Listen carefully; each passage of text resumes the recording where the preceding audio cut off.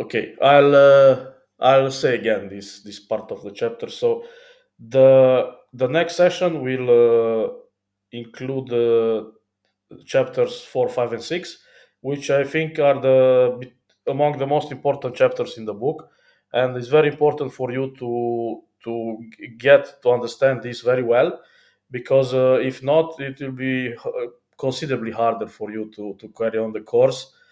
And feel free to ask any questions over the chat and over. We tried also to use that. We tried also to use that GitHub project. We'll see if that helps. So there will be a GitHub issue in there, and you can add your comments, and we'll try to discuss it, and then it will leave a trace and for others to see also. If not on the Discord, we can also have personal one-to-one talks if you feel that helps for you. But just think at as the next 2 weeks are the most important weeks in your let's say Rust career.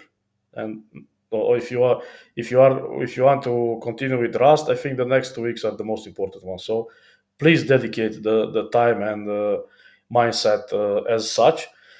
And why is that? Because the Rust selling points are, they say that they give you automatic memory management and memory safety without garbage collector.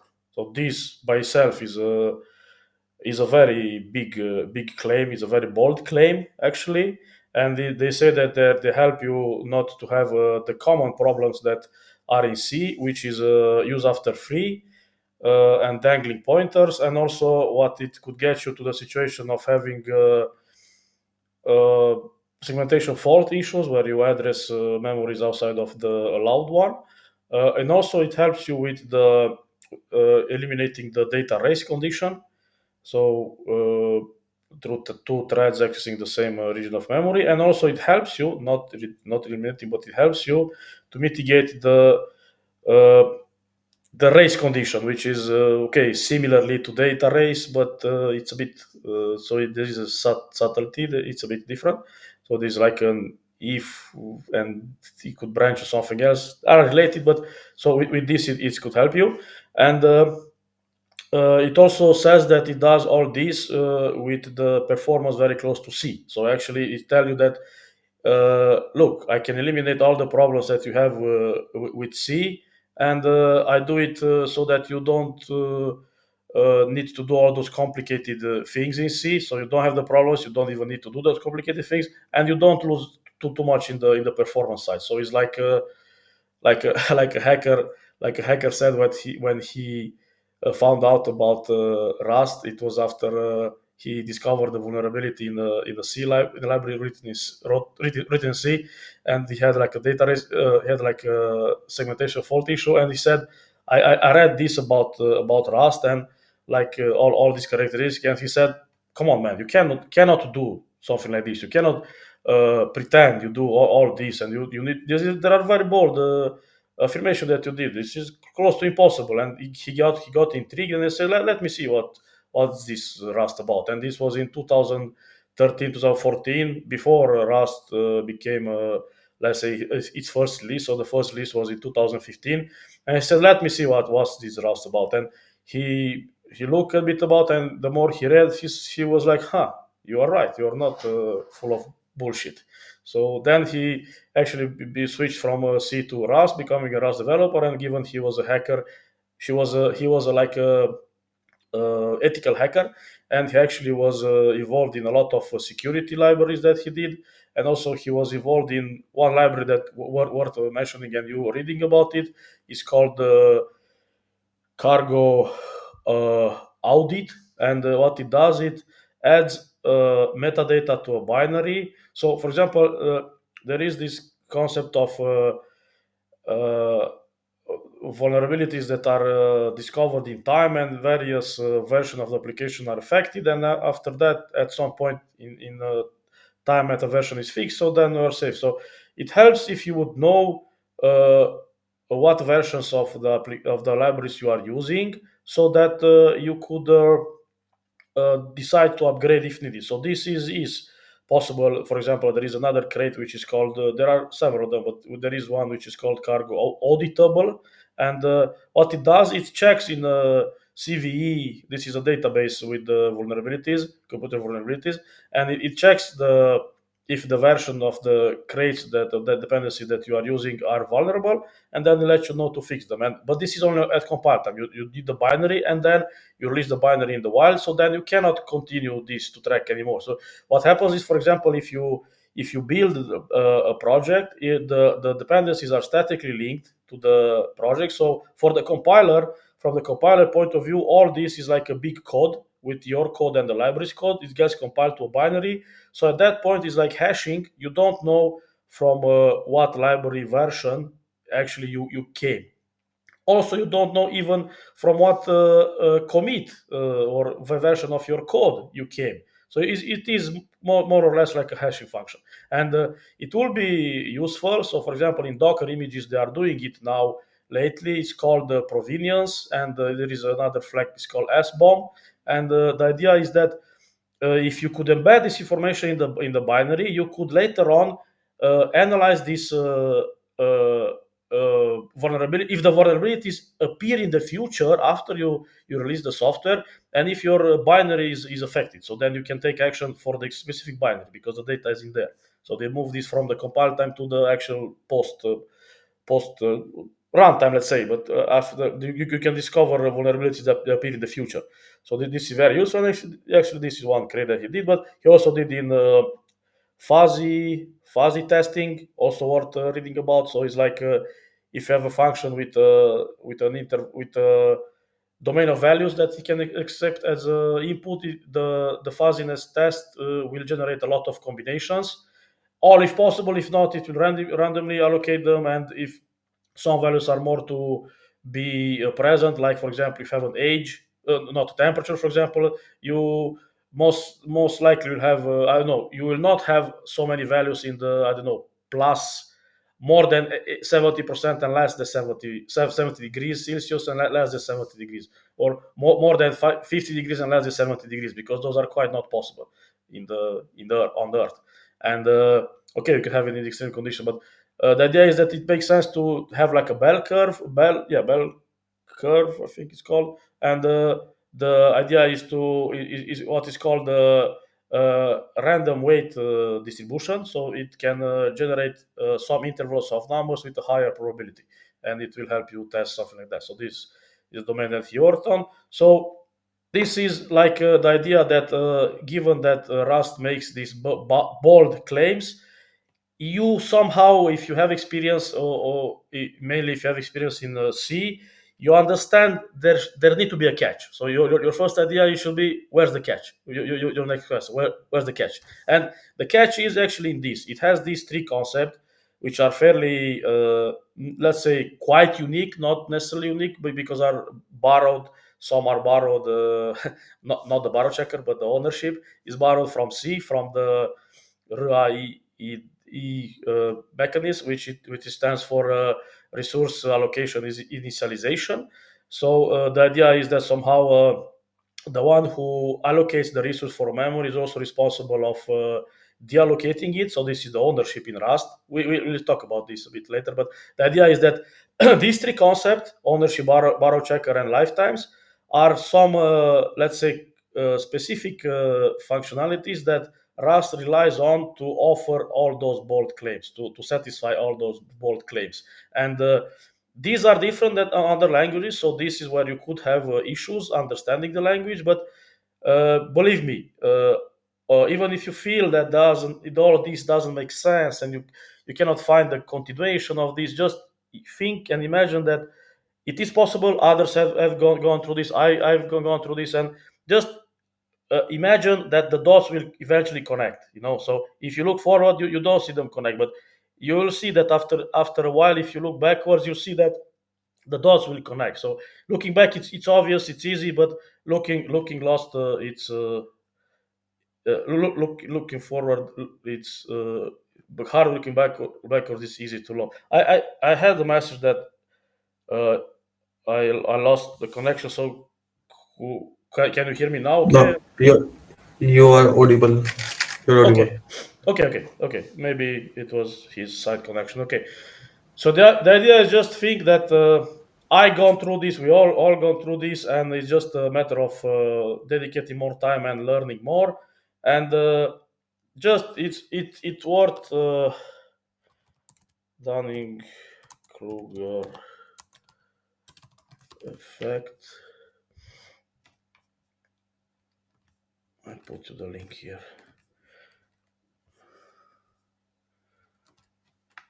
It's worth reading. Maybe more many of you know this. So there is this uh, concept that first you think your confidence grows very fast, and while you are learning and your knowledge is not so much, and then the more you learn, the less confidence you have at some point, and then you are at the point that you are, it's called the valley of despair, and you realize, oh, there's a lot more to learn, and then you think that you cannot learn it, and then you realize that, oh, but I learned already so much, so then if I stay a bit more, then it will be easier, and then that it is easier and easier. The second step is way it's not so fast, quick, let's say, as the first one, and that you get to a plateau of where everything is it's okay and it's scalable. So actually, these three chapters are that you could see this.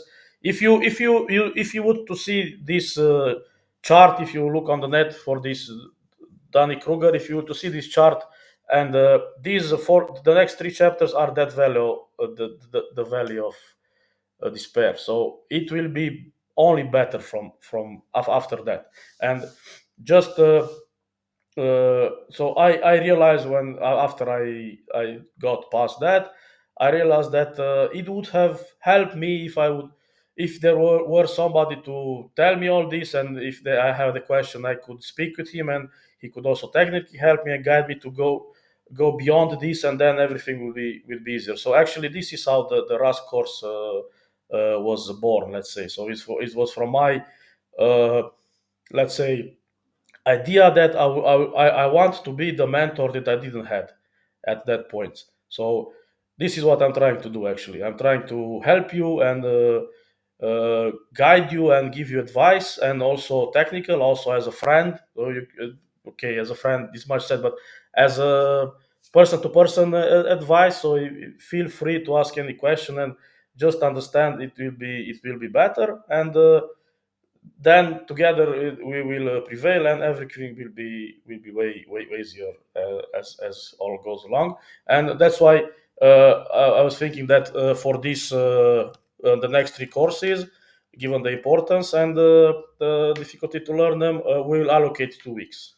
So you will have 2 weeks for going through them, but we'll still have the next week call, especially like in the same idea we have this, because in the while you read the first part of the documentation, you definitely will have some question, and we will be there to ask you the questions for the question and to clarify, and also we will give you like a preview of the next phase that you have in the course and so on. So I think it will help. So please feel free to ask any questions you have. Technically, if you feel that you want to speak with someone, if you feel that you want some comforting, we are here to help you. We all gone through what you will go through, and believe me, there is light on the other side, and it's a beautiful light. It's very nice. For me personally, it was the best decision of my life that I switched to Rust. Believe me. So not only professionally, because then all somehow links, and it's okay, it's great.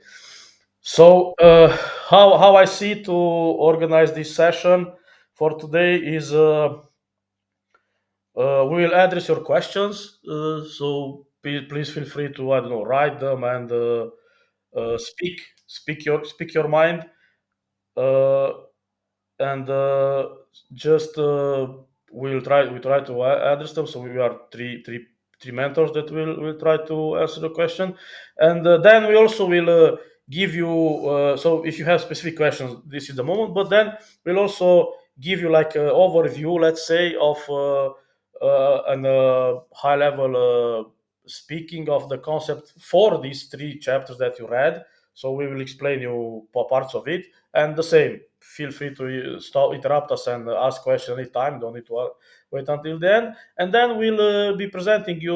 We'll do a short intro about the next three chapters of what they will be about, and then you will carry on and investigating those. So and also we have like uh, for now.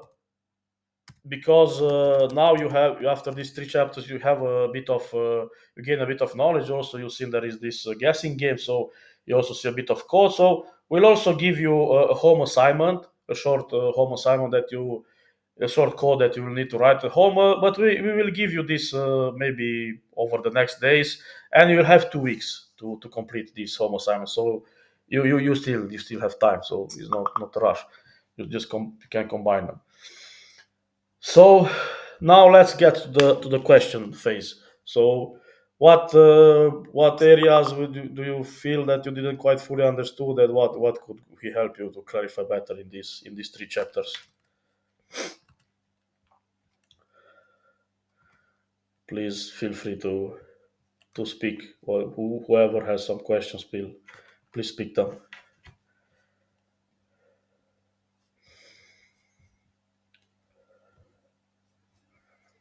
You can also write them down, point out the relevant part in the book as well, if you think that's easier to do.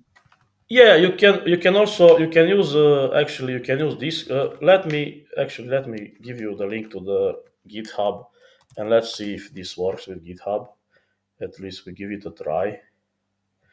So how we thought is I seen that organizing a course. I thinking what platform to use, and I see that organizing a course is actually very similar to organizing a project, especially. And uh, I created this issue. I'll paste it here in the chat. I'll paste it on the Discord too. Uh, and please, if you don't feel like speaking, please ask your question as a comment there, and we will read them, and we'll go over them, and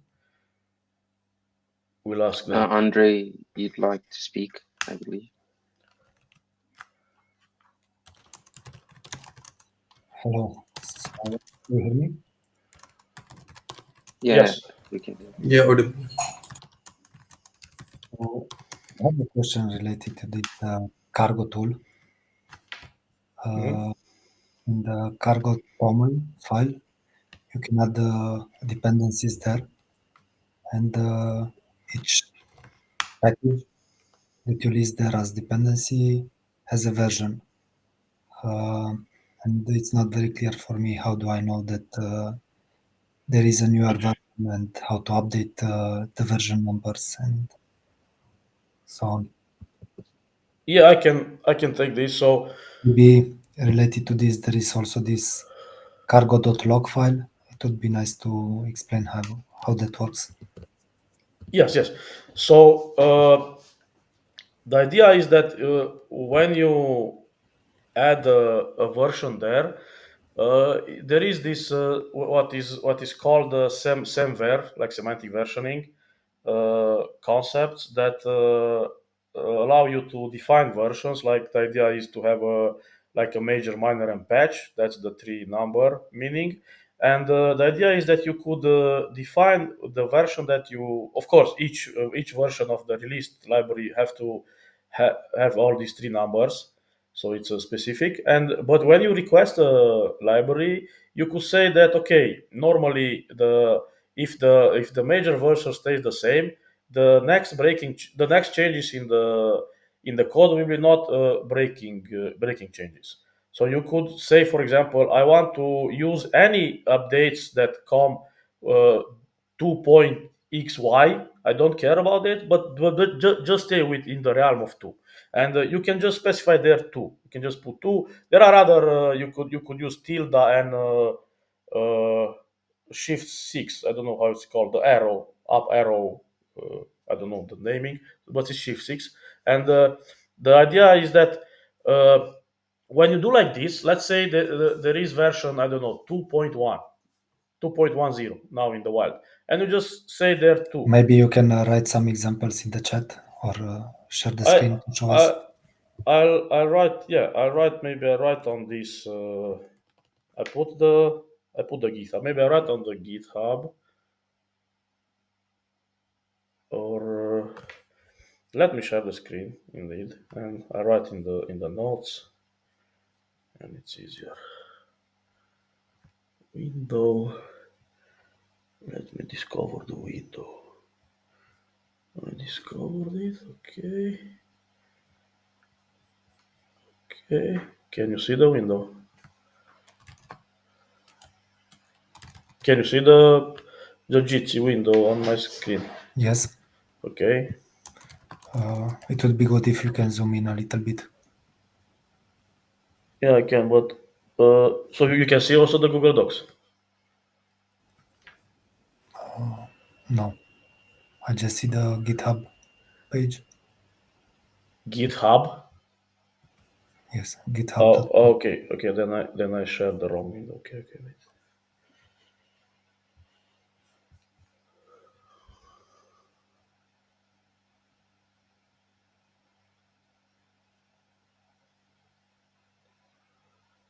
Google Calendar. Okay, okay, okay. I shared the wrong window. Now I think you should see the Google Docs. You see the Google Docs.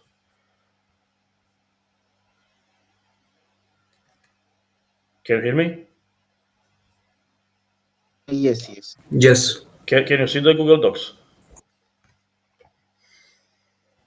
Yes, we can Yes. see. Yes. Just please zoom in a little bit because the fonts are very small. Yeah, sure. That's good.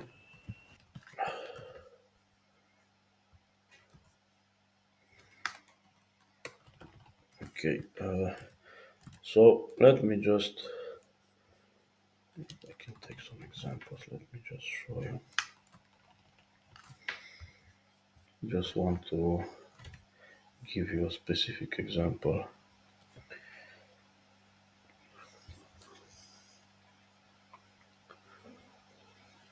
Clap. Okay. Just a bit. Just a bit. I'll show it to you. Okay. So just imagine you have in cargo toml, you have this line. You have clap, and this is the version. And in the log file, you will have something like this. So this is cargo toml, cargo log. In the log file, you have something like this. So this is the log file. And what it does is, okay, this is simpler because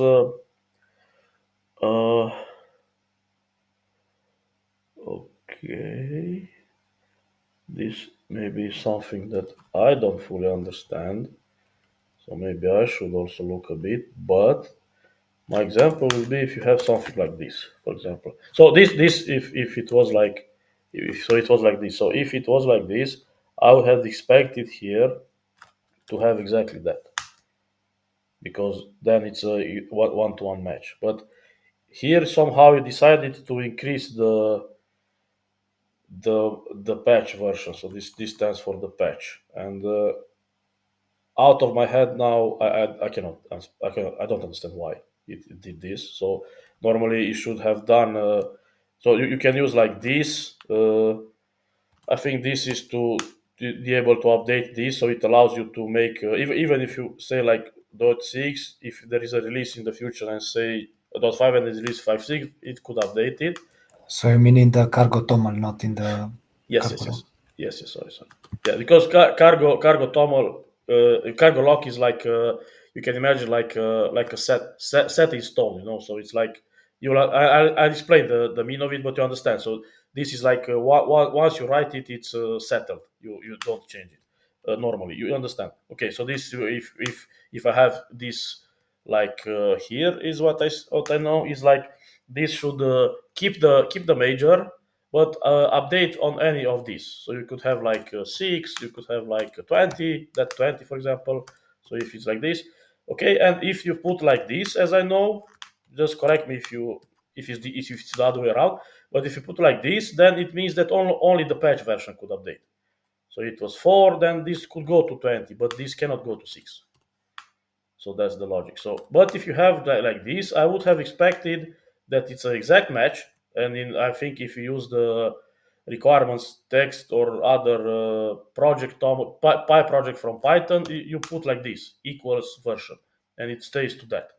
So I would have expected here to have, so this is what actually, so this is what you define that you want to use, and this is what's actually being used. What's in the cargo lock, it's what's being used by the cargo tool. And Usually this cargo lock is checked in together with the cargo toml in the repo.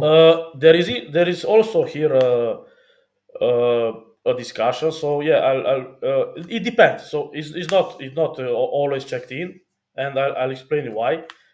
Remind me, please, if I know. But I first want to explain you the concept of toml, and then you understand why you should check in and why you should not. So if you so this is what is used, and is normally practical to have it locally, and the so just to answer you quickly, if you're developing an application, an end application like a command line application or the end product, let's say, then you will include it, cargo lock. But if you are developing a library, you will not include it, or you should not include it, let's say, and I'll explain you why. And the idea is that if you want to have here something like, I don't know, if you put here something like 4, so this means that you care only that the major stays to 4, and then you accept any minor and patch versions.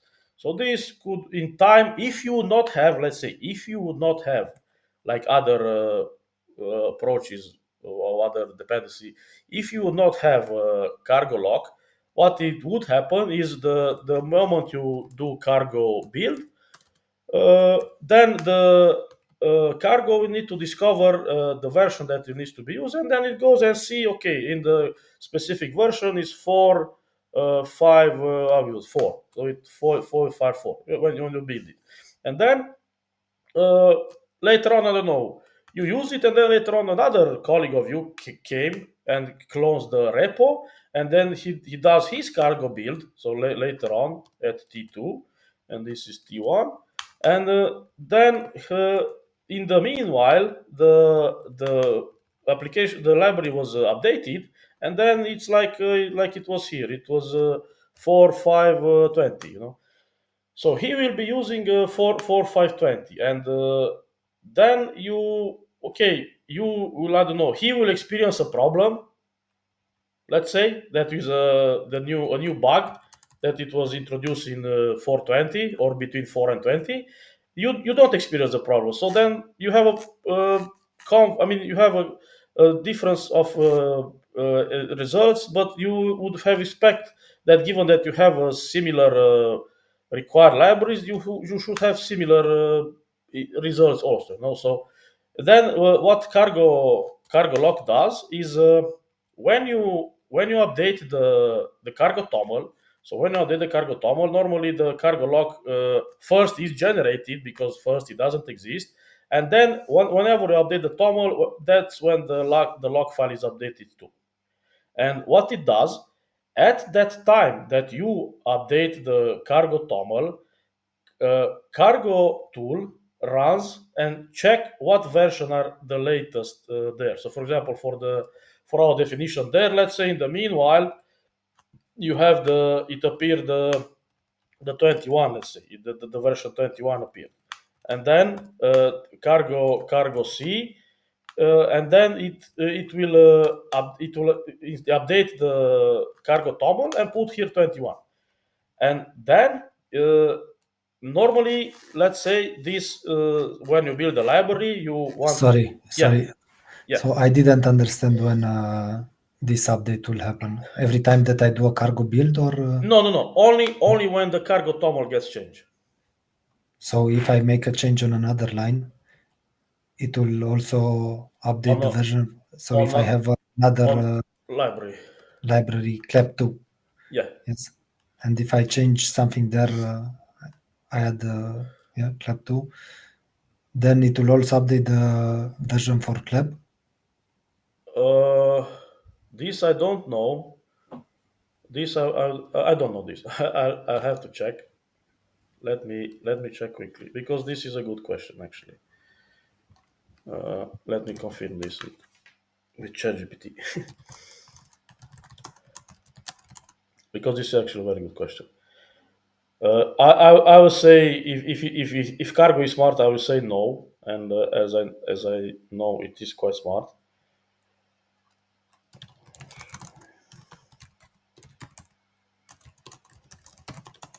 I mean, we can check with cargo itself, not with ChatGPT. Yeah, but we need to see. Yeah, we can check with cargo itself. All right. So let's do this. Let me share the screen. What is the window? But maybe it's difficult to check somehow. No, it's not difficult because I can put an older version. It's okay. I can check. Just let me share my screen so you can see also the screen. Just let me know if you see. I don't know. Do you see my raster over now?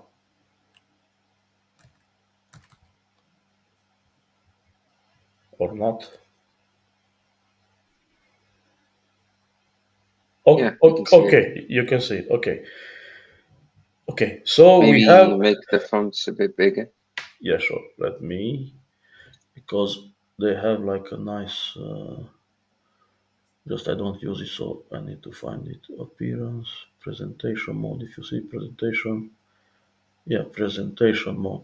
Okay, it's okay.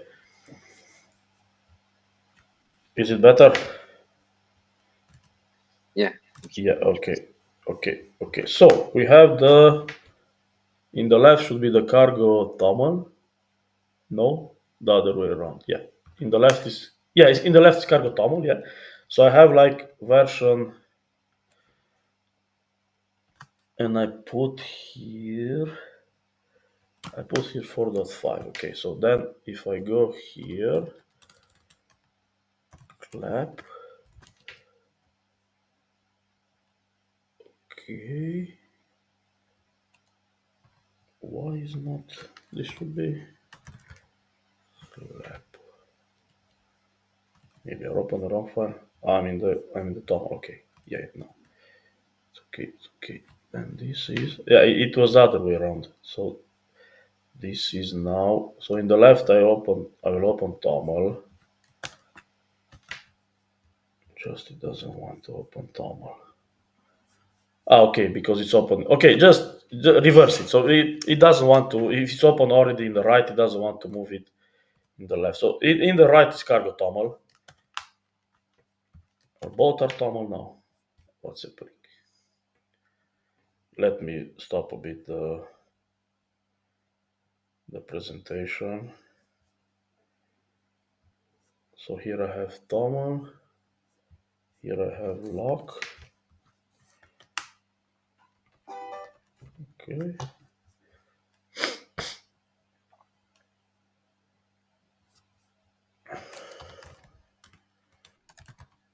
Clap. Here I have clap.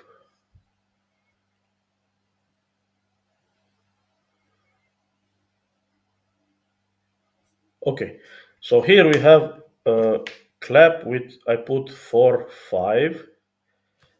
4, let me put 4.4. You'll understand why. And now it should get updated soon. Normally it happens when you do cargo build, but it does in the background anyway. 4.5. Why didn't update it?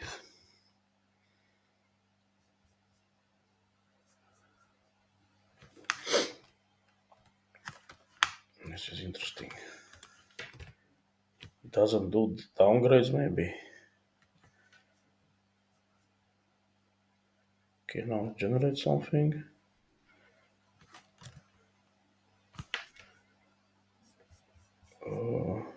Let me see what you said.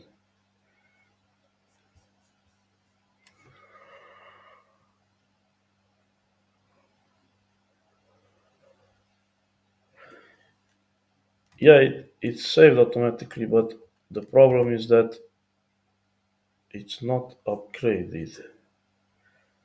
Maybe this is a better one around because I'm using an older version.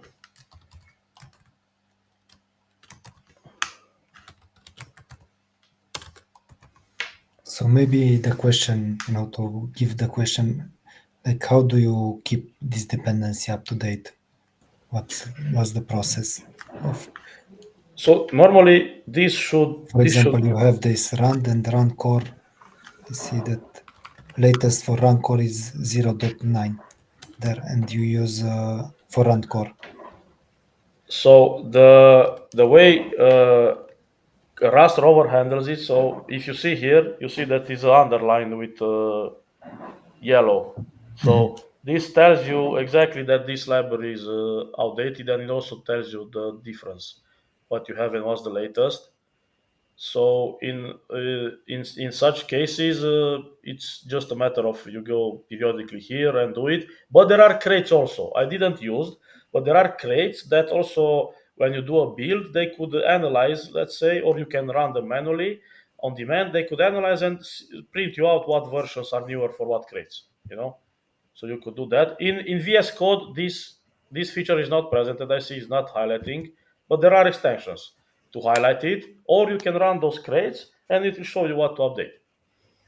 So only with extensions. So there is not, you don't have something integrated in Cargo itself that will. I think there is. We can do Yeah, there cargo is. search and the crate name. Update. If you use cargo update, it will update all the dependencies. But So if you want to how? check for a specific rand file, you Okay, can but just do cargo search how rand. how to update? Oh no, but how to update all? Cargo search rand. No, but update all. Cargo, You said you can update all dependencies to yeah, latest. cargo update. Cargo update. Okay.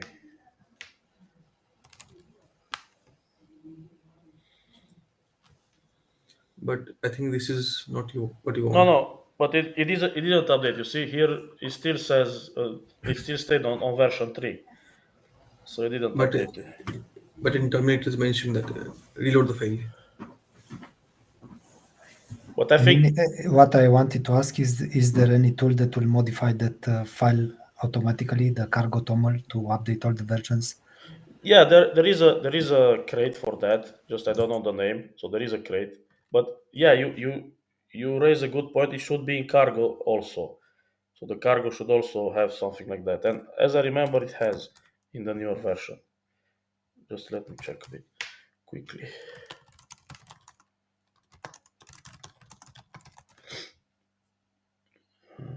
Cargo update.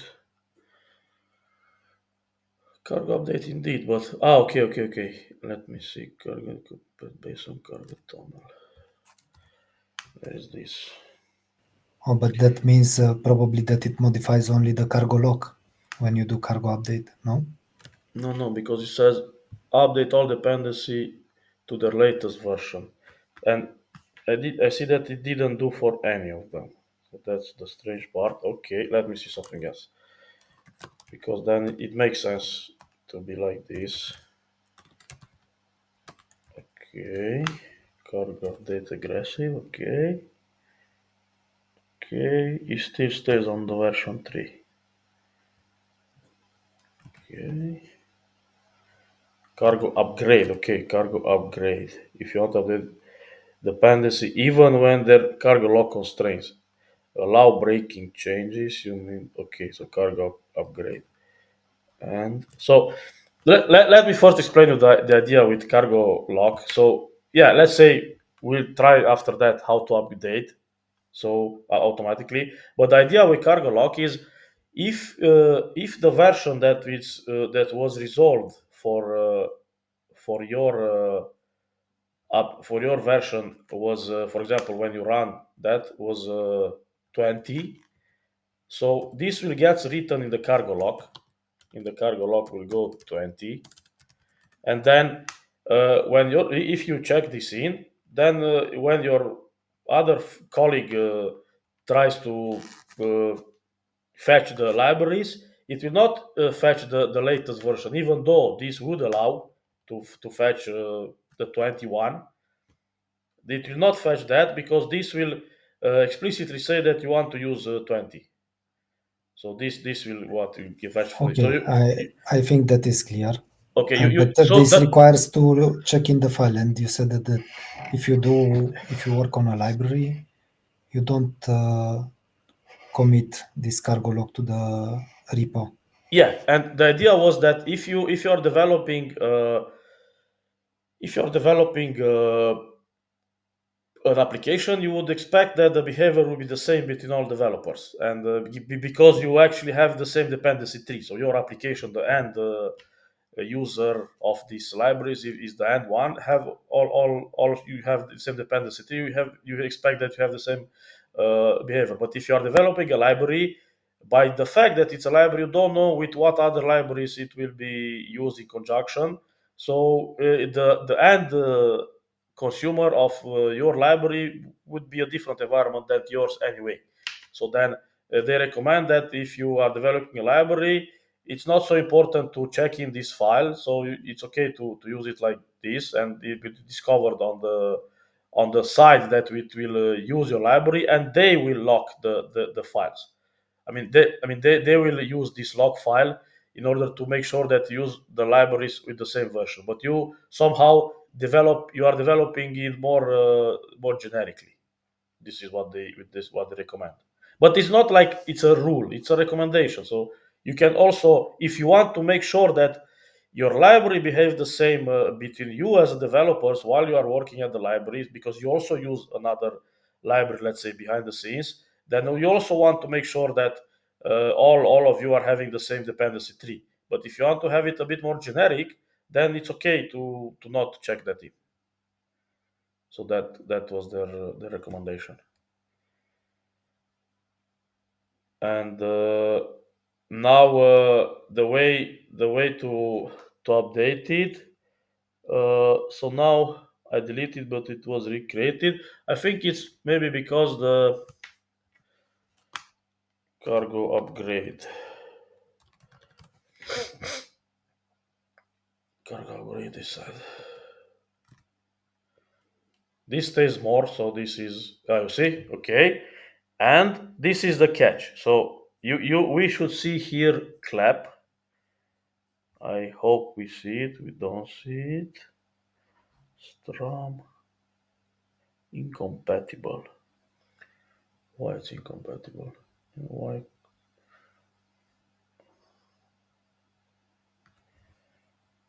Let's see. Let's see.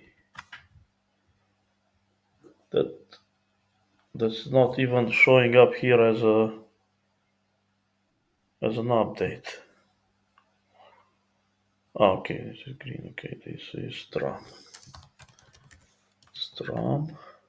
Okay, Strum. It's from 26 to 27. From 26 to 27. 12 5. 12. So I think they see it as compatible maybe only if the patch version upgrades. So I would expect that maybe they don't upgrade if the major changes, but you should have a way to force it also. Okay. So I don't know how how this upgrade works then, because it didn't change. It changed. Okay, what it changed? Okay, here. Okay, see here it changed. Okay, so it changed from This is the ring crate, and this doesn't appear here. Okay, you see here it's appearing as green, so it did it automatically. So this upgraded from 17 to 19, okay. And the LRU, it's from 12. So the patch version they consider as a compatible upgrade, so it upgraded, but the minor version is not. Also, the major, of course, is not because it's unsafe. But can we do aggressive?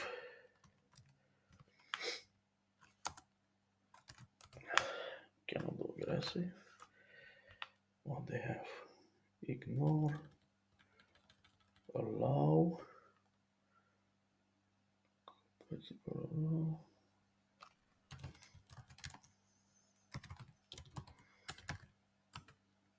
Okay. Now I would expect to upgrade also the LRU. LRU was upgraded. Okay. This is still, let me see, clap. Clap is 4. Okay. Clap was 3, right? 4, 5. Now it's 4. It was 3. Now it's 4. Okay. So this did it. So it was 3. Can you still hear me, Andre? Yes.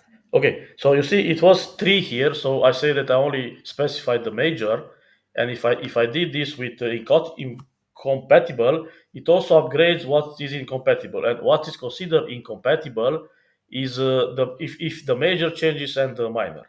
So the compatible is only the patch version. So if the patch version is changed, this cargo upgrade will do it. But this, for example, you see here is from 3 to 4. It doesn't do it.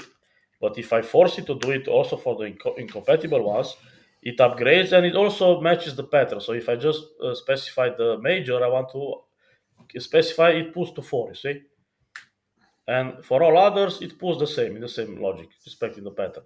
So this is the command. Cargo upgrade incompatible. So this will upgrade you for all. Of course, this is you do it and then you run tests and so on, and more or less this will be with code changes, because actually here will be with code changes, because that's why they increased the major, because they introduce breaking changes. Of course, if you don't use that API, that function, then you are okay. But if you use it, you need to change your code. So this most likely is with code changes, and yeah, these are very risky to do, but okay, they need to be done. Of course, they need to be done. And so the idea is this with But cargo log. Yeah. when you develop a library, do you have some sort of recommendations, and you have your own dependencies for your library? Do you have to recommend some sort of when you use this library, my library, I know for sure that it's compatible with this and this and these versions of the dependencies, or how does it work? So I think what you are asking, if there are where they are building the dependency tree, if for the same library two versions, I mean from one branch one version is required, and from the other branch another version is required, right? No, I mean, if my library, I develop a library, like let's say clap, and my clap library is dependent on libc, Yeah. but I tested it only with version 1 of libc. Yes. And do I declare somewhere that okay, I know for sure that this clap library is compatible with libc version 1?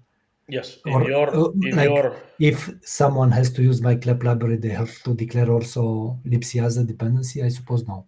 No, because this is how dependency tree works. So the idea is that the cargo tool have access to the log file or to the toml file, but I think they also have a log file.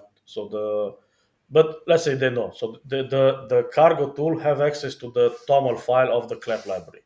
So this goes when you push to the cargo to the crates IO, and it sees that the requirements of the clap. Let me show you specifically for clap. So you see the clap has here dependencies. So this is what they depend. So this is like a exact version they depend on, and this is like the keep the major, and this is the dependency they require for the clap. So this is from the toml, and when your application requires clap, it happens this. My app requires clap, and clap, let's say 1.1, and the clap 1.1, it's because this is per version. So if I change here in cargo, I go to a different version here, this could be different, and this is how it got discovered. And from dependency to dependency, this is how this dependency tree gets created. Okay, and the idea is the following. You could have like I use here clap other clap, and this other clap here is requires libc2, which is breaking change from libc1. And here in your application you use both claps. You use clap and other clap. Now the idea is when they are building that dependency tree, they get to the point that here it should download the libc1, here it should download libc2. You cannot have the two of them running in parallel and discovering. So you can have the two of them in the package, and actually this is what's happening. But at the runtime, you would want, let's say, when the code comes from the flow that goes through clap 1.1 to go to the libc 1.1, and when it comes from the other clap to go to this one. So as I know, this is not possible, and it's possible. It's hard to do. And what's happening is normally it will download the latest one, I think. But the idea is that you can specify. You can use, for example, for the other clap, you can force it to use when you specify. You have like I don't remember now, but you have like when you ask it, you have here. Let me see, maybe I can remember. You have here a notion where you can specify, or I think no, I think it's like this. Uh, you you can require libc and ask it to be the version that you want. I think it's something like this. So then when libc is requested, then it will use version 1. It will not use version 2, for example. So then it will most likely it will be compatible with both of the claps, clap 1 and other clap.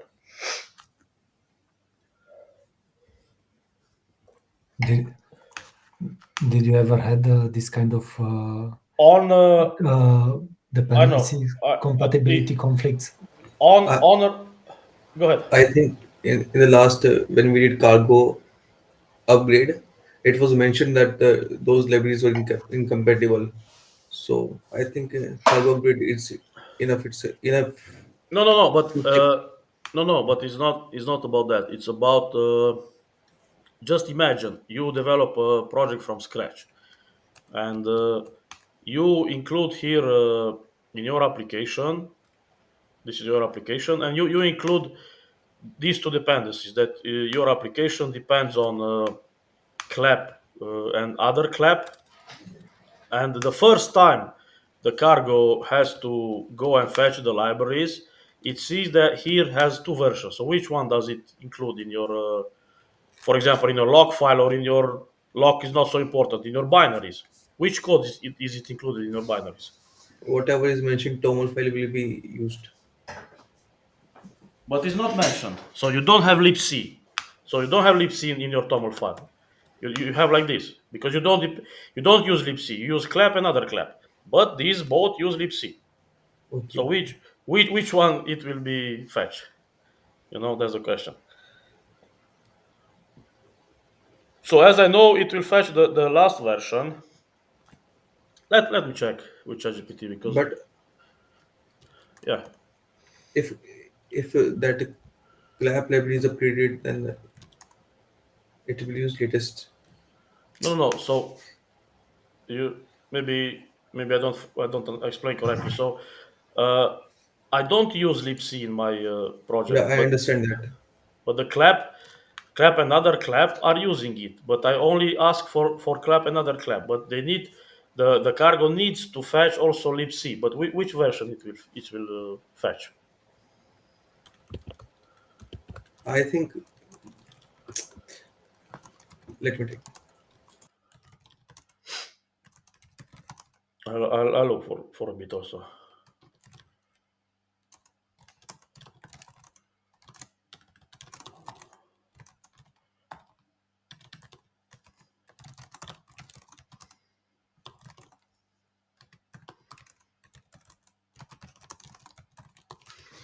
And just to answer you,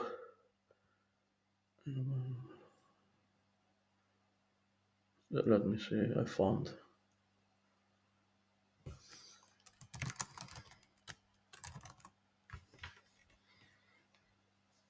Common crate,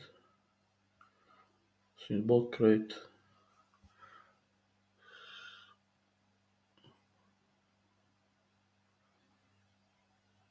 Okay. I read it and it makes sense.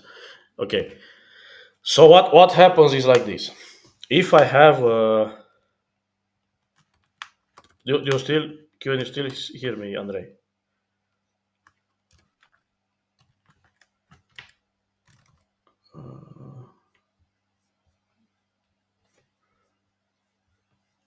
Can you still Andrei? Can you still hear me? I cannot. Yeah, you're audible. But Andrei, he asked the question. Andrei, can you still hear me?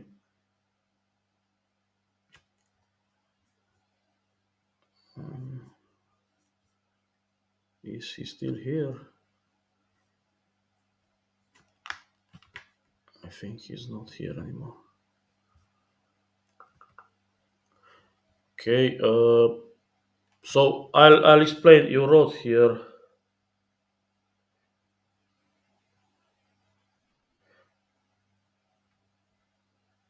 No, no, it's not. It's not only this because cargo doesn't go with the release notes and so on. So the idea is that it needs to take a decision which one to use. And the idea is that if the common crate, uh, it will take the latest compatible version.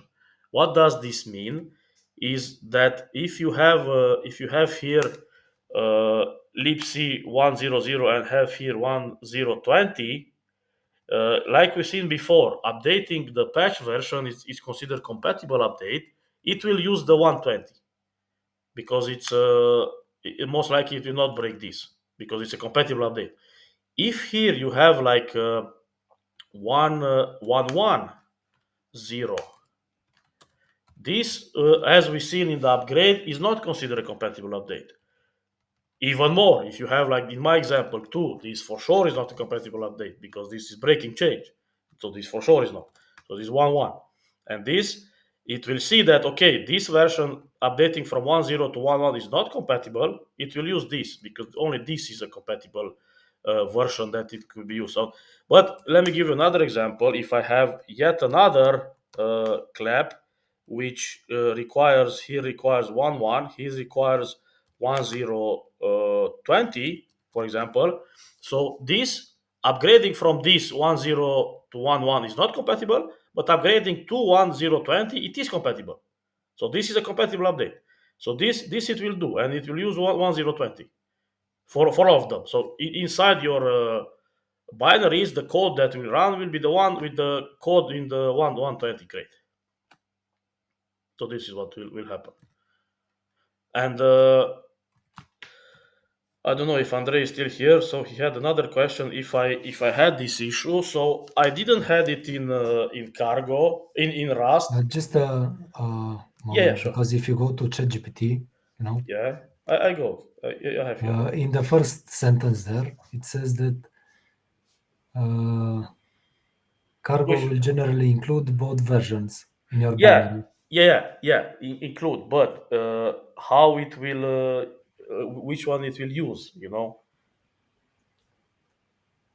Cargo with thread. So okay, I don't know why it would include both, but the idea is this: the resolve is important. So which one it will get used when your code runs, because that's the question. So the code could be different in these two libraries, and which code does it get executed?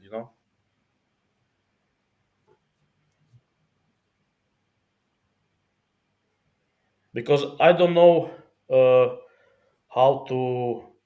Oh, you see here, for example, this I did. So this is you can specify, for example, for the common crate, you can specify the version that you want to use, and also if you want to use, for example, you can specify a git and a hash. For example, if you want to use a specific commit, for example, so you can even specify this. And also what's so you can actually do this, and this is also important. For example, if you if you are using a crate that is using another crate, but that additional crate introduce an issue, introduce a bug, and is not yet fixed. And if you just require the initial crate of you, it will require that version which is broken, and then you can specify here that for that crate, just use the version that I'm telling you, like before with one version, or what's also done. For example, uh, I want to fix that issue actually. So it's an open source crate. I want to fix this issue. I fix it. I have it on my repo on a given branch and commit, and I want to test it. So what I do, I can specify here that for that crate, I want to use the version from my Git repository, and it will fetch my Git repository. I can test it, and then I can fully submit the code as look. This code fixes your problem. In my application actually, because you can do it, you can run it only for them. For the repo, you can change the cargo toml, but that's not the point. The idea is to fix the problem in your application. you know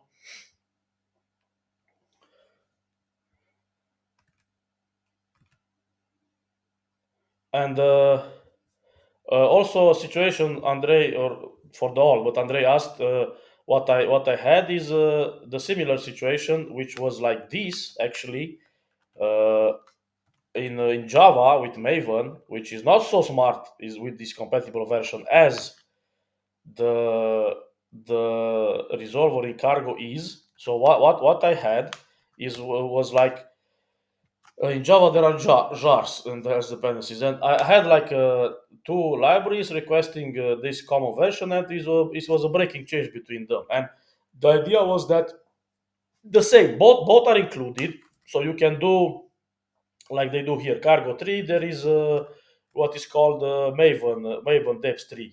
This is what is called there. And if you do this, let's see, let me show you how it looks. Uh, clap, for example. You can see the dependency tree of clap, but you can also do uh, so you should have the reverse one. It doesn't have here. Invert, yeah, invert. That's the one I'm looking for. Cargo clap, cargo tree, minus e. Yeah, sure. Clap. So this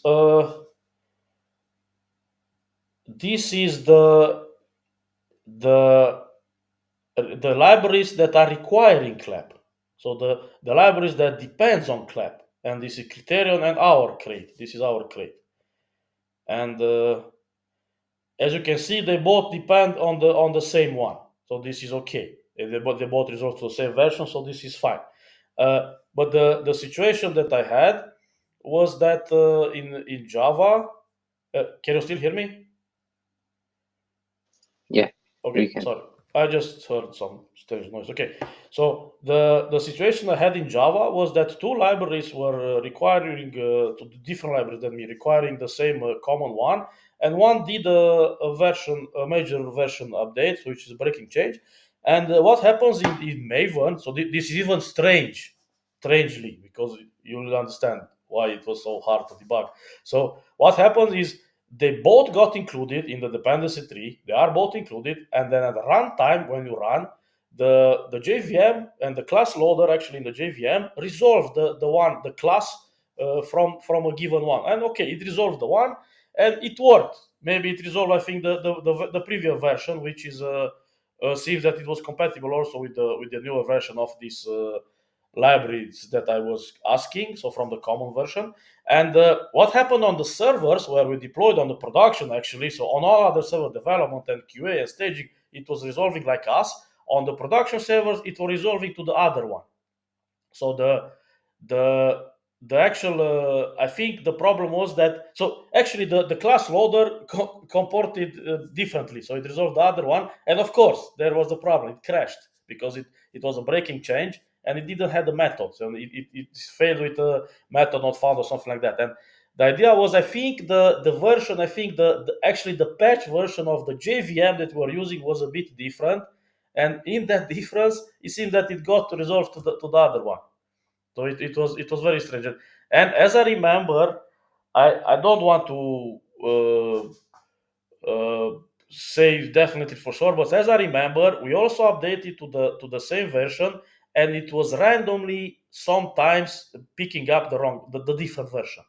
This is how I remember now, but I'm not sure of this. Okay, I cannot put my life on this, but I know that this was also very strange. That even with the same version, it was resolving to a different one. So I don't know how it got resolved. Maybe how the files are sorted in when they print it out in the file depends in the file tree. I don't know. So, but it was very strange. So normally with Rust, as you see, with this smart discovery, you don't have the problem because it resolves to the latest compatible version, which is fine, which is okay, which is normally safe.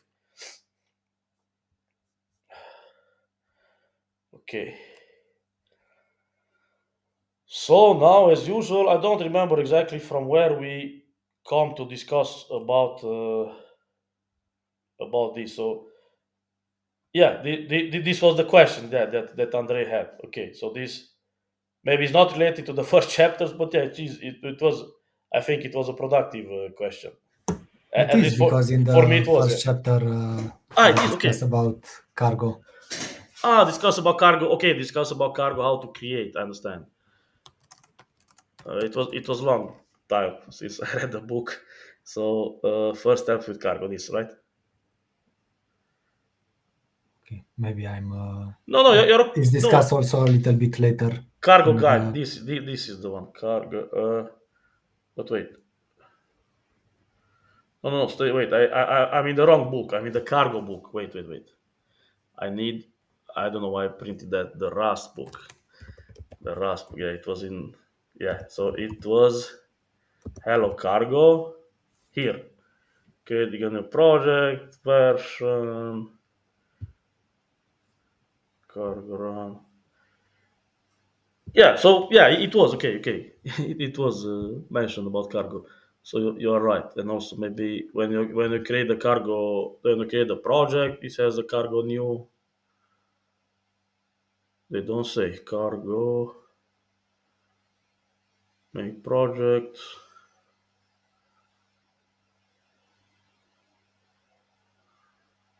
Oh, just create the file. Okay, well, here's cargo. Okay. So I didn't say that it is not a relevant question. Sorry if that what was understood. And also, I want to emphasize this was a very good question and also a good learning experience for me too. Because, for example, I didn't knew this one, that it gets resolved to the most recent compatible version, and also I didn't knew exactly what cargo upgrade, how it how it does the upgrade. So it doesn't upgrade if by default if the major or the minor change, only if you put dash incompatible. Yeah. Okay. Other questions? So maybe just to give a little bit more context, some of these discussion that we had here,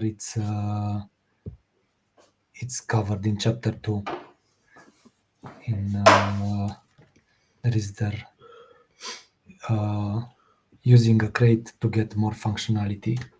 And after that, it says So, ensuring reproducible builds with the cargo log file. but what and what In ensuring chapter the process? 2, Yeah, yes, this one. yes, starting from there, I think it's at least part of the discussion that we had. Okay, okay, but it doesn't mention about upgrade. Okay, say update, but not upgrade. They want to, but what does update does when you want to update, which will ignore the cargo lock.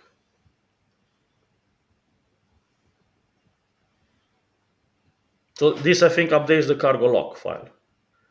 So cargo will look. I think updates only the cargo lock and upgrade. What this says here.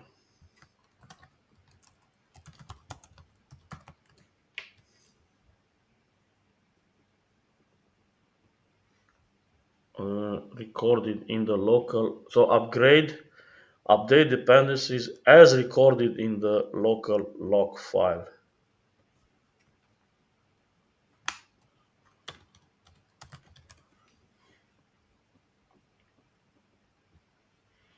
Upgrade version. So this is clear. So this is what I expected update would do.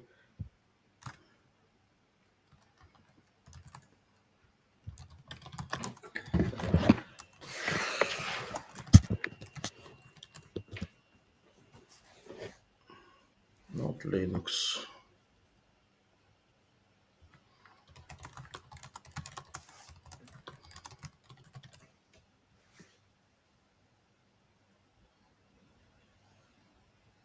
So cargo update within constraints of cargo toml. Update. This only updates the cargo lock, meaning it moves dependencies. Okay, so this updates the log file when I mean based on the flag. So if you have in cargo toml like this, if you have 1.2, the patch could be updated to any version. So 1.2.1.2.3 blah blah. So it will update the cargo toml like this, and it will not upgrade the not change otherwise. So and cargo, so this changes the cargo lock. Cargo upgrade changes the cargo toml file with the compatible versions, so 2.1, 2.3, blah blah. But it doesn't make 1.2 or 1.3. But if you put that incompatible flag, it will do also. It will update this also. Okay, so then I have one more question related to this. Seeing this, if I look to your cargo toml file for that ranks Yeah. project, what is the reason for using those specific patch numbers for the versions? In my opinion, Why I it didn't why I didn't do like this for or 4.5? 4.5. Like I don't see any reason why you should specify the patch number in the versions. There is actually no specific reasons. I Just mean, you should always be upgraded to the latest patch, at least in my understanding. yeah. So I agree. So at that point, actually, I didn't quite knew maybe so well how all this got resolved and is working. And coming from a healthcare solutions ecosystem where okay it's not so critical like medical software that runs on devices in the hospitals, so we were doing like clinical trials, but the idea was that it was very important to have reproducible builds.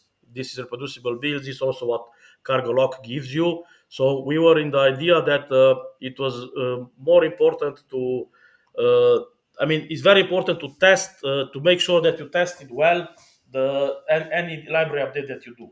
So even if we updated the patch, we made sure that we run all the possible tests that we have, and only after that we leave it a while in the development, then a while in the QA environment, and only after that we put it in production, staging and production.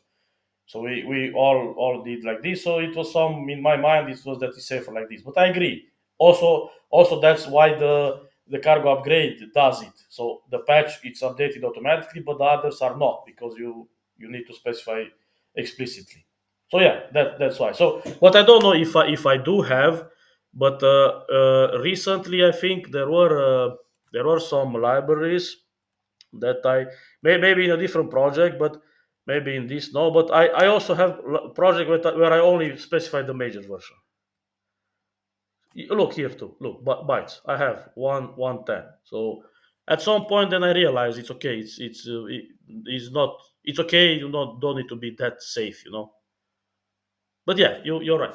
Oh, but I mean, with the patch version, you are even safer because you know Uh, that you always have the latest patch that gives you the I fixes understand. for I, any possible bugs I without understand. introducing theoretically any kind of compatibility I problems. understand what to say, but even with the miner, you don't have compatibility normally, or at least not breaking changes in the code. But the idea was that I had situations where, in combination, so I had like uh, a library. Okay, it's obvious, but the idea is that when I was testing the library, it was performing well. But when I was testing in a flow that other components were doing something, then it break because the common function that was called, for example, in the other one, it was using a different version and it was using a different library, and yeah, that had a problem, or somehow a problem that the library introduced. Somehow the flow that was using the library fixed that problem. Let's say, so it sees that the library has a problem, it fixes it. Let's say, I don't know, you have a library that should increment a number by one, and I don't know, in some cases it increments by two, and you determine those cases. I mean, some internal states, and you determine that case, and you know that in various combination of problems where you give it this succession of numbers, the result that it give you back is wrong. So then you somehow do the increment by, when it increments by two, you decrement by one, so to fix the problem. But then they fix the problem, and then you decrement even more. I mean, you increment again by one, so then you have a breaking result, you have a bad result. No, so this is similar to the fragile base class problem. So when you fix a problem that a library has, and then like undoing an action or doing an action, and if they fix it, you do the action also, and they do it also, you do it two times, which creates a problem. You know, so in those particular, because I had situations like this, in those, okay, there are more edge cases, but just to be safe in the medical area, I was wanting to keep like that, because I understand you at least get the security patches and such. But yeah, so now if I go, I will most likely go with specifying only the major, major and minor. And in many cases where I trust the library somehow and I have more confidence, I will only specify the major. So for example, when I'm using Tokyo in the latest project, I'm only specifying the major. I put one, and that's it. I don't put anything else. Okay, thanks for all the explanations and the answers. You're welcome. Thank you also for the question, because I also learned something. Okay, so I think we quite used a lot of time today. So normally the call was planned for 1 hour and a half, but definitely is not enough. So from my Sorry point, for it was my no, it was my not. It was my not. issue going so deep into this. No, but I think it's very useful. But the problem was also I took a lot of time at the beginning and discussed a lot, and maybe I insisted too much on emphasizing the fact that the next three chapters are very important. But at least take a bit of from it, and just dedicate most of your let's say focus for the next three chapters. But because after that, all will be easier. You you'll see. Believe me, I've been there, and don't give up. So if you think it's hard, it's not so hard as you think actually. So it will be better, and it will be if even easier after that. So just keep up and stay among us, and we'll try to help you. And from my point of view, I want to stay more in the call, so I want to finish what initially we had in mind. So I had in mind this. So I had in mind to address your questions, then to do a short introduction about these three chapters, then a short intro about the 4 and 6 chapters, and if you are willing to stay, I would like to stay. So for you that wants to continue staying, please do, and yeah, let's take some other questions, and then we'll make a short intro of the first three chapters. So if someone else have some more, even you, Andre, but if you have in the questions, I give other space to other questions. others to ask Okay, questions. I used a lot of time already. don't worry. It was a very useful time. At least for me, it was. I learned something. So if others have some questions, please go ahead, and uh, yeah, if you ask them in the, let me check if you did. If you ask them here, you didn't. Okay. So then, let me see if you put on Discord. You didn't. Okay. So then, maybe if you want to ask them here, then let me see the chat. Maybe you wrote them in the chat.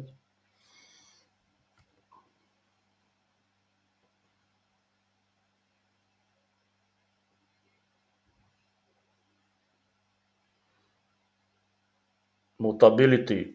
We can discuss about mutability, but this is in the 4 and 6 chapters. So maybe it's, I don't know. Maybe it's better to. I think it's in there. Or did they mention it before? Let me check. I can briefly speak about mutability. Uh, Understanding ownership. Yeah. So it's in the Actually, fourth. mutability it's covered in section 3.1. Chapter Okay. 3, section 1 is there variables and mutability. Okay. So how we planned with the other mentors to speak about these first chapters. This was for Ayok to speak. So I will prefer if he can speak more about this.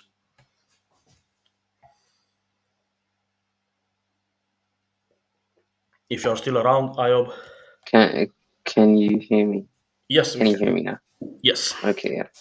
Okay. So, yeah, mutability.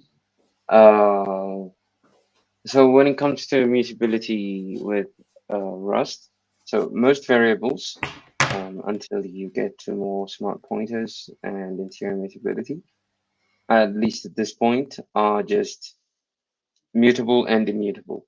So you can either change their value or you cannot. And sometimes they also have aliases.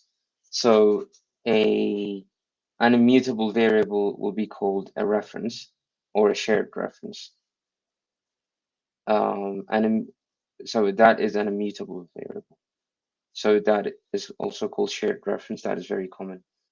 When it's mutable, though, it will be called an exclusive reference, meaning the reason it's called exclusive is at any point within a scope, only one sorry, that's about reference, but basically you can only change mutable variables, but you cannot change immutable variables. So that's actually quite simple. But of course, uh, other than that, if we take a look, then there are also constants which are different than immutable variables. When you define constants, they are uh, they they can be defined outside functions, unlike variables. Where you cannot define constants. Say, for example, if I share my screen and we open a small, can you see my screen now?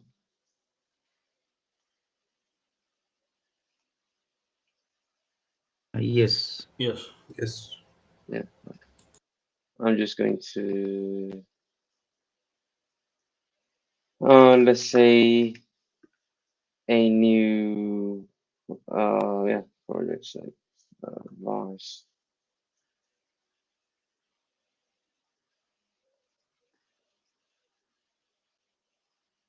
So,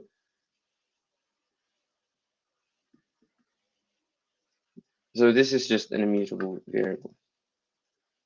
This is quite simple. if I say at some point I want to set x to 6, then you can see the error cannot meet immutable variable x. It's quite simple. If, however, I put x or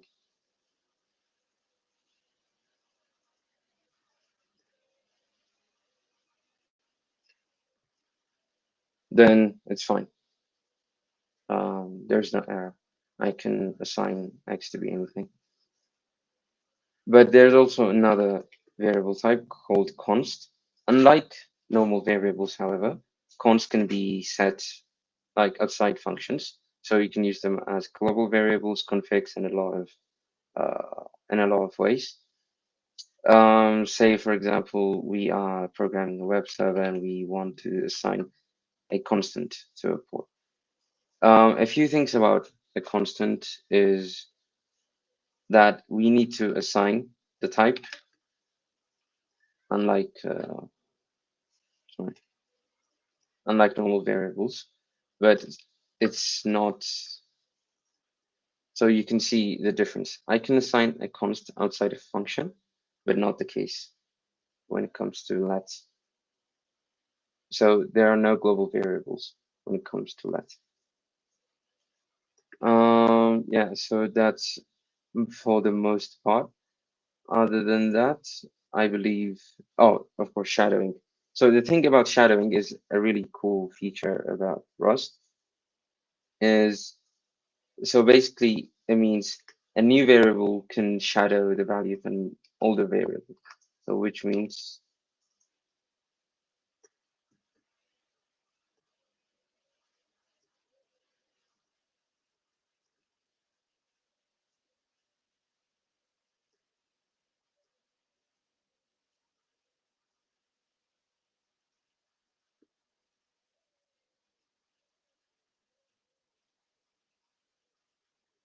so this is one possibility that you might experience.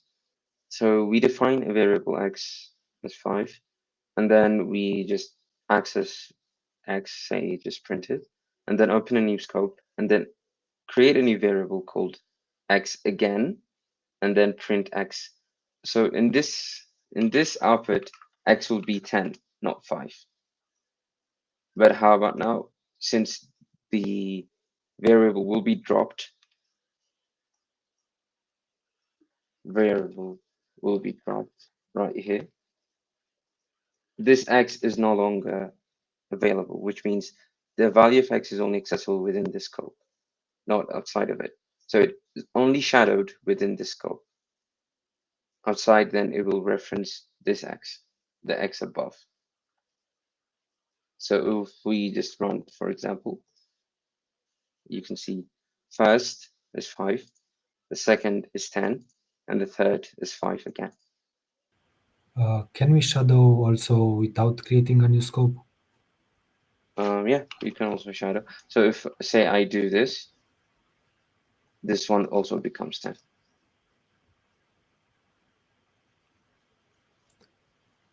Okay, and what about shadowing? This is also shadowing immutable variable, but can I shadow as mutable? So can I Yeah, make the yeah, second x?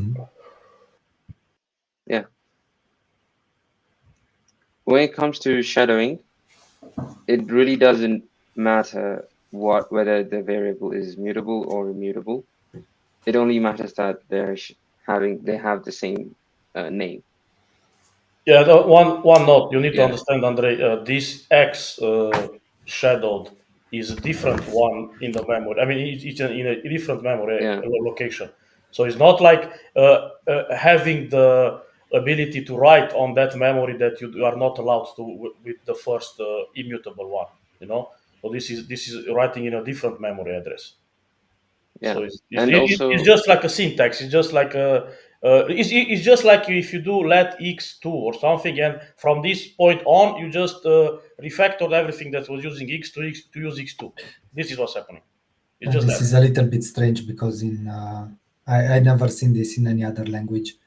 Most languages don't let you do shadow Yeah, variables. but it's very nice because just imagine you have some flow that I don't know. You have like message M and process, and then you have like first you read messages of type, I don't know, string, and then you read messages of type int. But your logic that processes is very similarly, but you cannot use the same variables. You can just use a copy paste code, but you cannot use the same name if it's a different type, because you cannot assign it a different type. So with this shadowing, you can even change the type.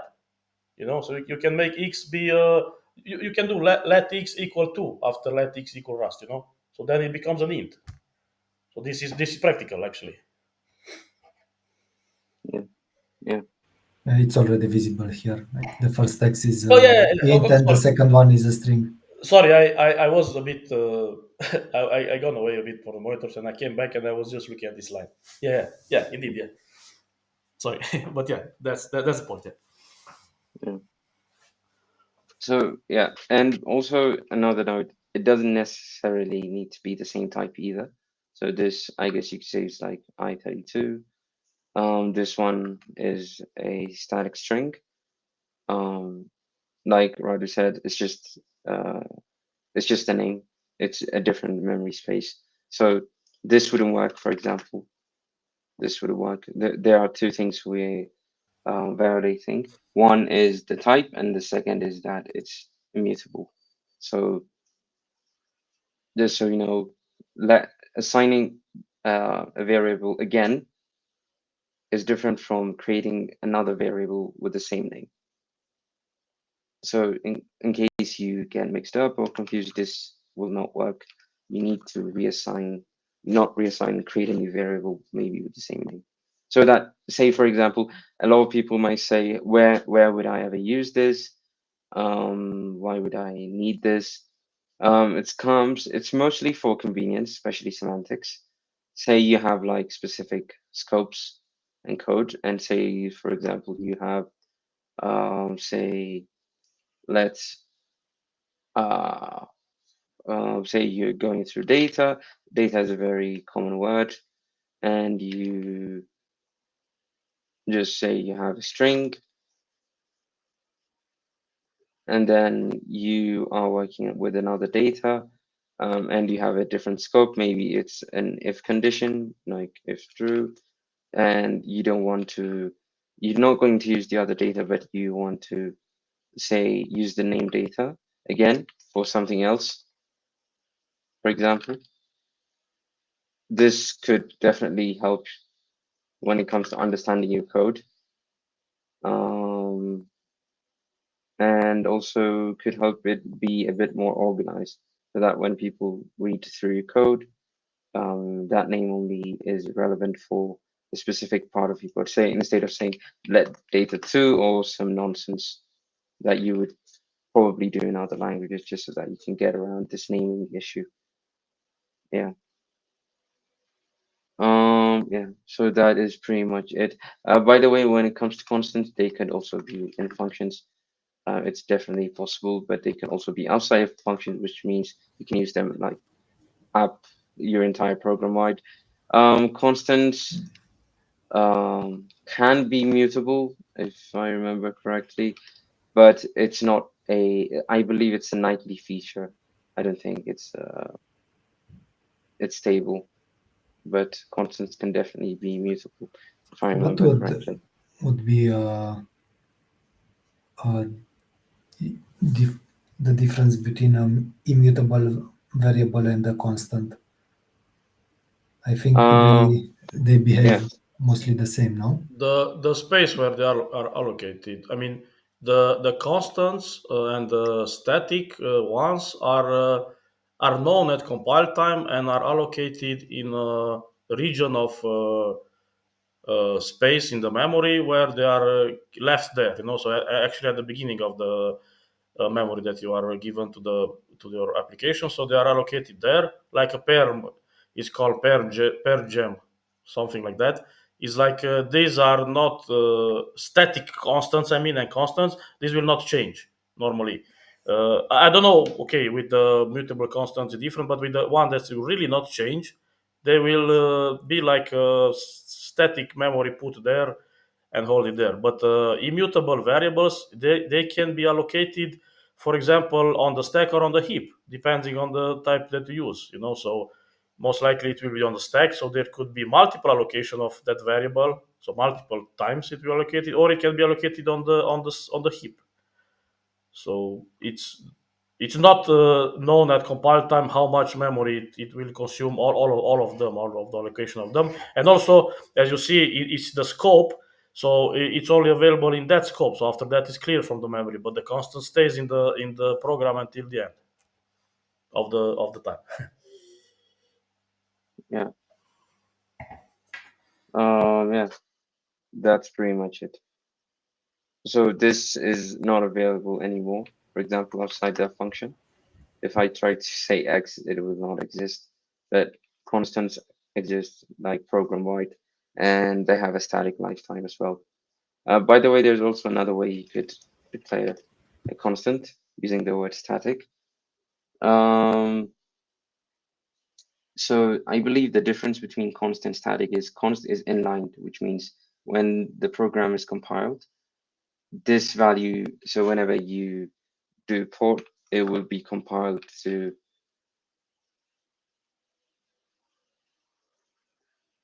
this instead of referencing a memory address, which is not the case for static. Um, you could also set static variables to mutable as well, which you can do with const. So those two are the differences with static and const. But by the way, And so sorry to interrupt. mm, Just a small addition. So, depending on the compiler version, the immutable static, so like you have now, it could be in line. So there are cases where even immutable statics are in line, but depends on the compiler version. But of course, if it's static mutable, then for sure it's not in line. yeah, this one is also not safe. Like Yeah, you saw the yeah, issues yeah, here, yeah. immutable statics are not safe. This is actually just maybe you will understand better after you read chapter 4, but having a static variable mutable is not safe because being static, you can access it from any thread, let's say, and any scope, even. So, any scope that any function that you have here could access it, and from different threads. So, you would end up with data race condition if you could write to the same variable. So that's why I think it's not allowed to be safe. So you need to put the unsafe keyword. What unsafe keyword means is that, so normally Rust tries to help you avoid getting into problems like you get in C, but given that it's a system programming, so you need to be able to develop operating system drivers, embedded code. So it needs to allow you at some point to have the flexibility to do what you want, so to be like the root in the memory. But all this comes with the you need to explicitly say this, so you need to somehow acknowledge that you understand that, okay, allow me to be God because I know what I'm doing. Okay, so that is the unsafe word. It's allowing you to become root or God, but you need to put unsafe keyword there. And the idea with unsafe is normally when you write unsafe code, you should document it very well. When you do code review in unsafe code, you should do very well. So everything is very well, very well. And there are, for example, crates which doesn't allow unsafe code. So there is a directive that you can use. Is called forbid unsafe, and actually the compiler will crash. It will give an error if you try to use any unsafe blocks. Yeah, like, if you can do this, Yeah. where is unsafe? Forbid unsafe. It should be. Deny unsafe code. Yeah. Okay. Okay. Maybe it's like this. Yeah. So Deny unsafe. Yeah. if I try to do this, it will not compile. Yeah. Mhm. Yeah. I see that data race exactly. Yeah. It's exactly Yeah. what I tried to explain.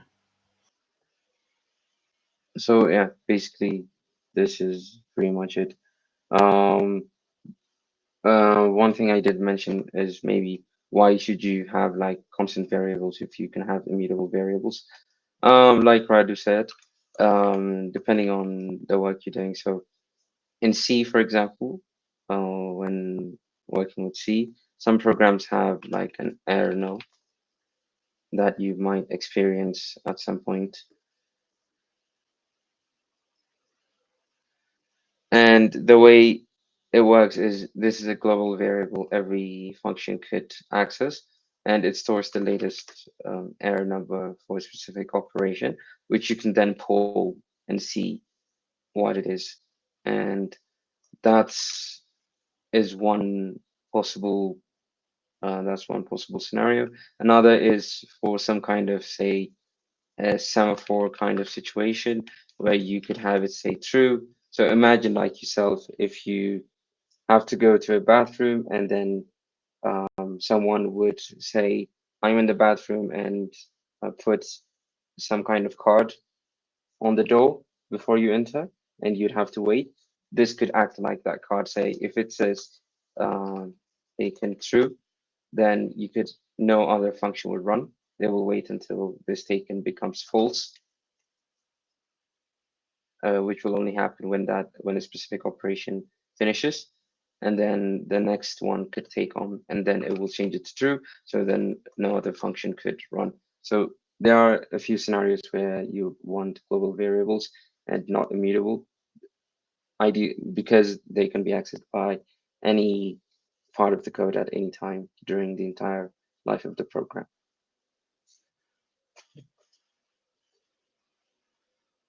Yeah.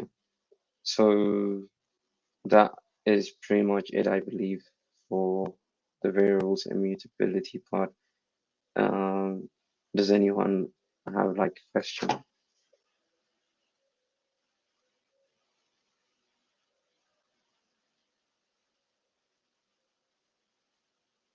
Hello,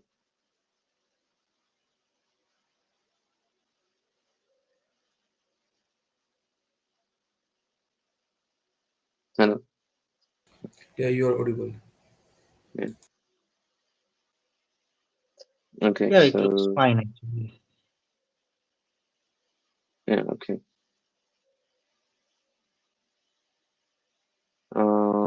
Yeah.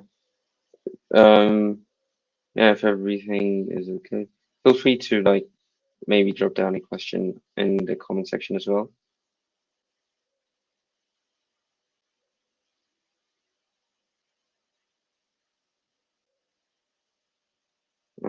I guess that's pretty much it then. By the way, if a question pops up like later on, feel free to just message me on Discord too. That's definitely an option. It doesn't have to be right now.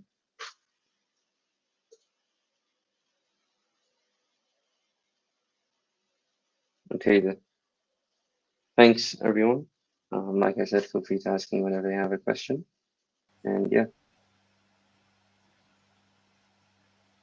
Thanks, Job. If you have other questions related to these three chapters,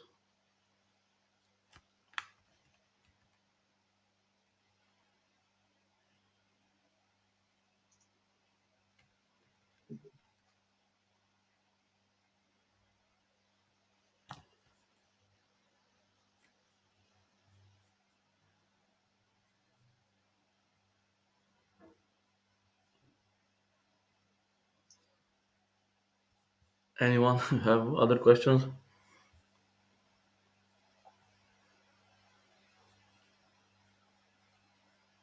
If not, then maybe we can have a short walk through the first chapter, and then I can walk you through a bit of I can walk you a bit of on the guessing game that was in the chapter 2. So maybe Shivank, if you can, if you're still here, and if you can do a short intro about the first chapter. Hi everyone. Maybe if you like to share your screen and just present it, you can share the Rust book. Okay, please wait.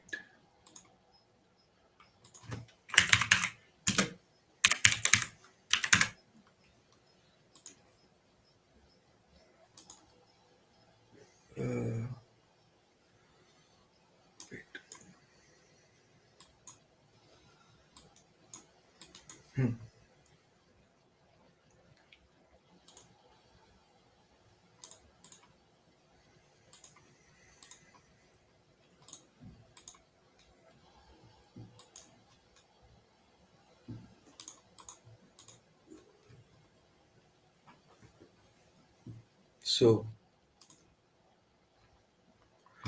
I think we have done this, and I hope everyone has installed Rust in their laptop. Can you please respond? I want. It would be good if the session is interactive.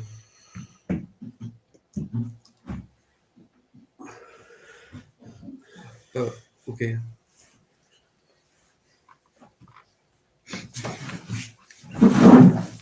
So Yes, it is installed. yeah, install. So this is a easy go to step, and you will install your Rust in laptop. I'll ignore this.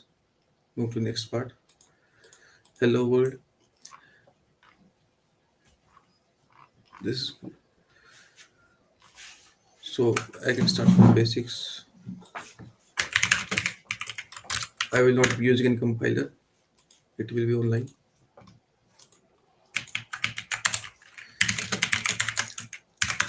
Rust program starts from main. This is rule. This is the main rule of any program. The application starts with the main function. So if there are multiple functions, function A, function B,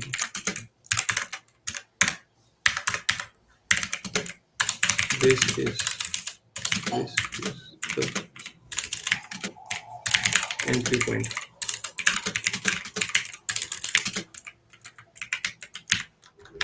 So this function main is the entry point of any Rust program. So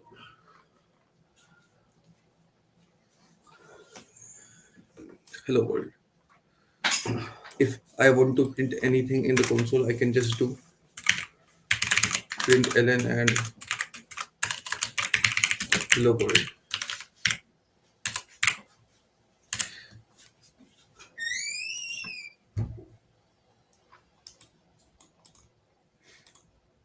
So let's move to next chapter. I think this should. Does anyone have any doubt in this chapter? Hello world, getting started. If so, please may ask. Anyone? It's fine. Fine, it's fine. So let's move to another.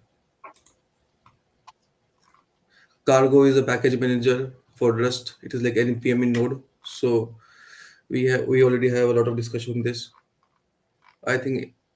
Does anyone have any doubt in Cargo?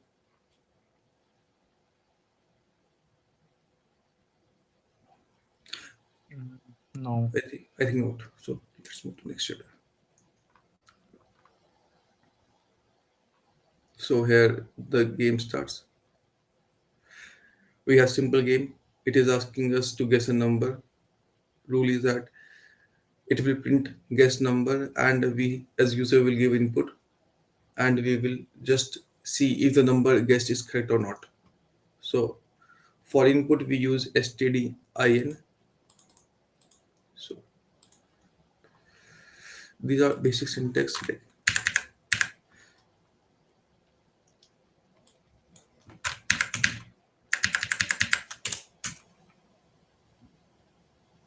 Okay, so for example, if I want you to guess a number, I will just print guess the number.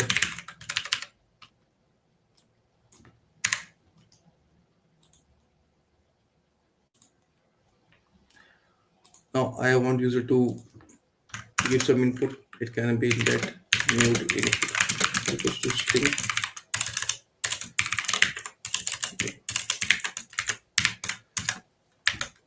So we will save input. We will save user input in this input variable. How do we do that? We just use let io equals to sd.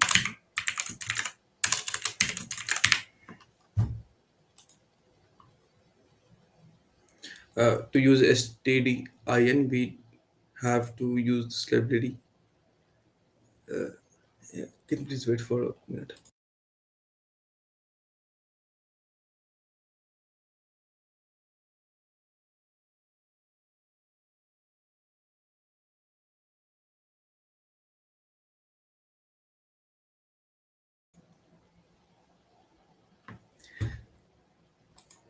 Oh, thanks. Uh, to have an user input, we have to use stdin. So now user will input the value. For that, we can just use io dot read. Just copy it.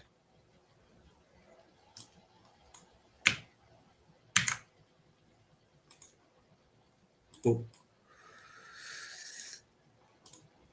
io dot.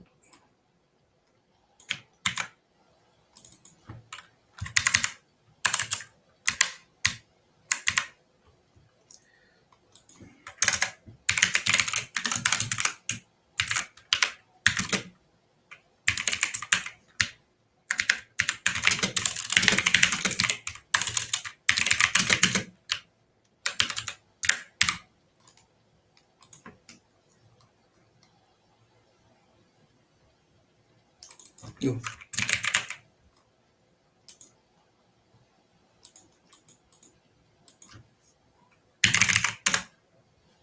see, uh, what happens here is I print to the console that guess any number. It prints the number. It prints the message.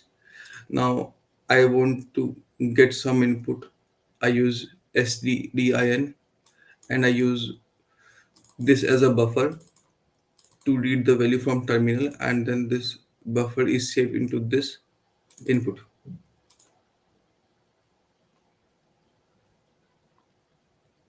So now we need to start guessing the number.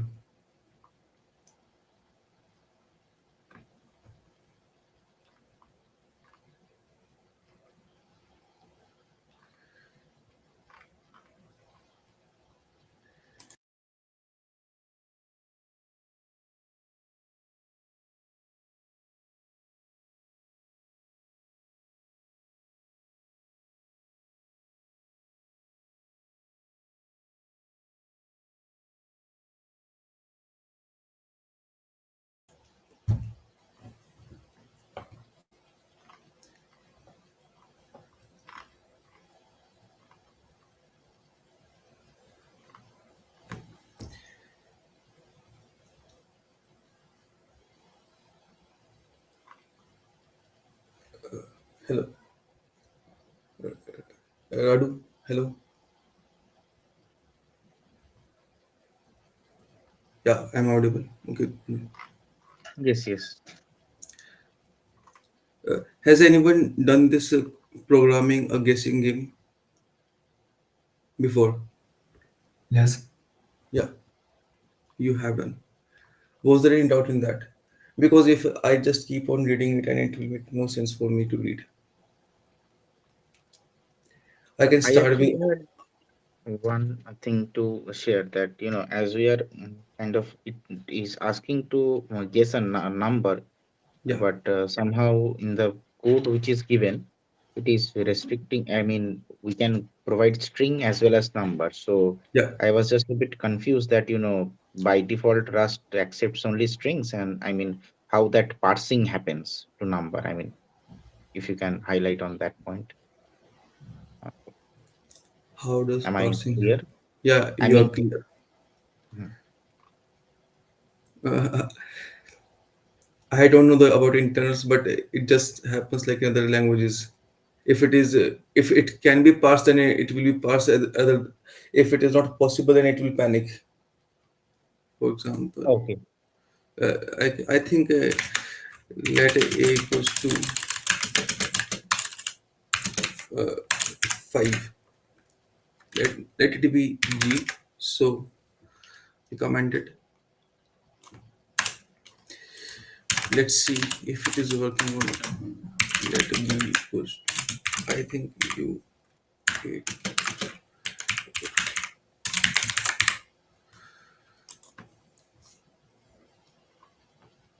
Oh,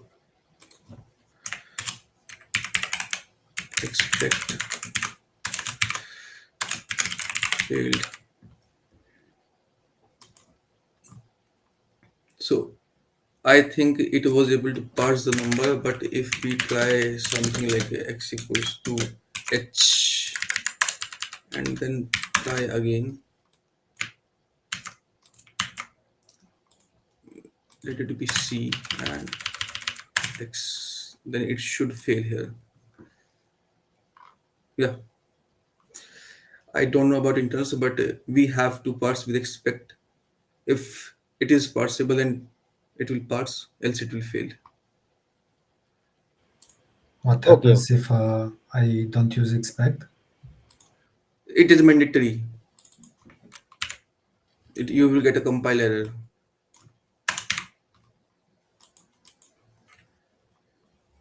Or parse returns a result of, uh, or you can do is match.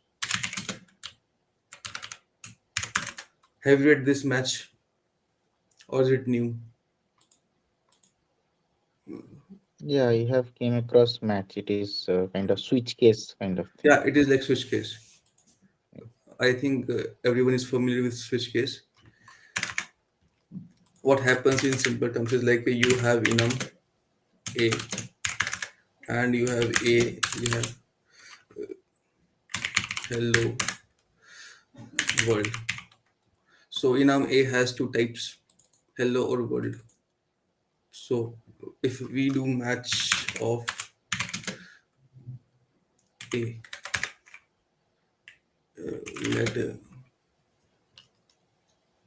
so what happens in simple terms is let where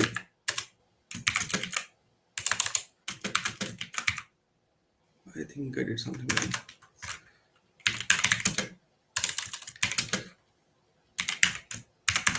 It will ask us to match for all the values like hello. We'll get to matching after some time. I just want to confirm if anyone has any doubt in programming a guessing number. I think No, I most think people it's have done, and simple. it is quite easy to understand. I think, Yes, yes. yeah. I think does anyone have any doubt with loops in Rust? If else conditions?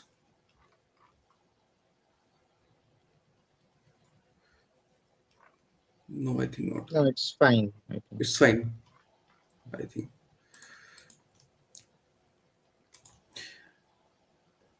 So we have variables. Variables can either be mutable or immutable. Mutable means you can change the value. Immutable means you cannot change the value.